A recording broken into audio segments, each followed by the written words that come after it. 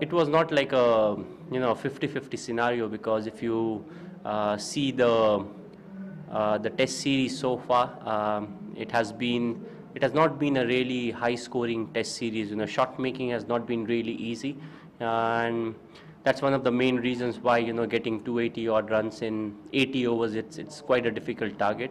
Not to forget, we really had an attacking field to start off. That was the reason why they got more boundaries than what we would have if this was the first innings of the game. So I think that's the main reason why we wanted 40 runs, not declaring at 240 or 260, thinking about 280, because we wanted those catching fielder for an extra 5 overs, if possible.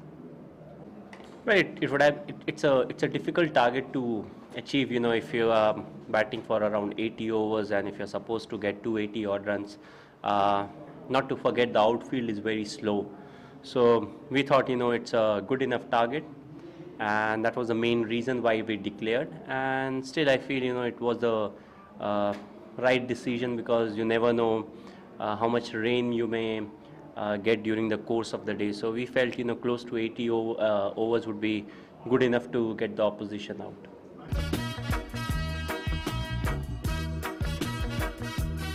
It's not because of something that's in our control. You can't really control bad light or rain or things like that. But we tried our best. We gave them a good target. We bowled. We wanted to bowl close to 80 overs, but unfortunately we were not able to. So I think we gave in 100% effort. So there's no good reason why we should be frustrated.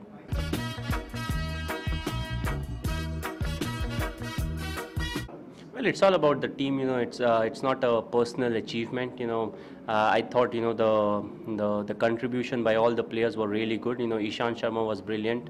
Rahul, Lakshman, and I think Suresh Raina contributed. So I think overall, it was a good challenge where I think the team stepped up the performance, and we were really up to the mark when it comes to performance on the field. So again, no good reason why we should be disappointed. We tried everything, and maybe another 12-13 overs to bowl. The result, we could have got the result, but you can't control the rain aspect.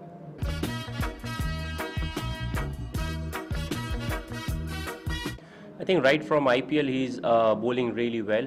If you see his IPL performance, I think he's bowling the right areas. Everything is perfect, right from seam positioning to each and everything. That's one of the main reasons why he's slightly up in pace and bounce. He's bowling really well and in good areas consistently. So I think he was the pick of the bowlers.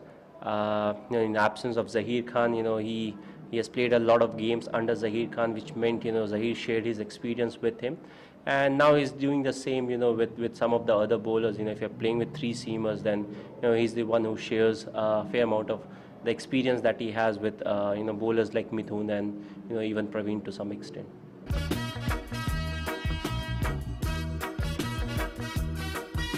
Well, I think he's a very good talent. He has done well, of course. Different.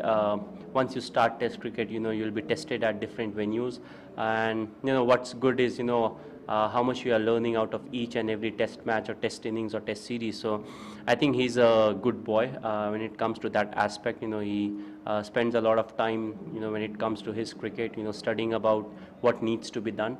And I think this is how you groom a cricketer like him. So I think he has learned plenty, especially in this series and the last Test series that he played. So I think that will definitely help him improve as a cricketer, and that will help him perform at the international level.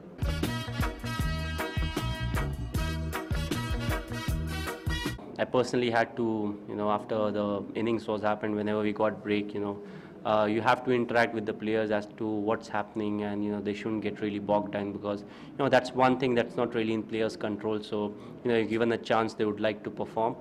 If not, with fair amount of exposure to international cricket, they can go back and work in the areas where they need to work. So hopefully they should take the positive out of each and every decision, and I think that's the way to go about it.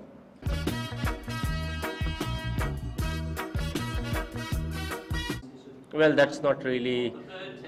It's not really in my court to decide. It's entirely his decision, and that's what I have to say.